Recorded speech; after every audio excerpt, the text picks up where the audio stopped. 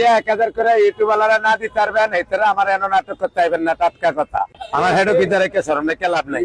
আমি আরেকজনের দ্বারা বেজিতিও আমি নাটক করে নিয়ে বউ বলে এটা দিয়ে বের করে খাওয়াইবেন হইব না। কালকে তো যে 1000 করে টিয়া না আনতে পারবেন এটা এই মোবাইল চালু করেন না। মানে 4000 টিয়া হইছে কেবল দেখ, কিন্তু এই 40 কেজি চাইলে আর 40 কেজি গোস্ত। এই যে ডেইলি নাটক করেন মানুষও বাড়ে, মানে আমার ফেরা হয় গোস্তের হাইলা ভাতের হাইলা 40 কেজি করে। এটা কবে দিবেন আপনারা?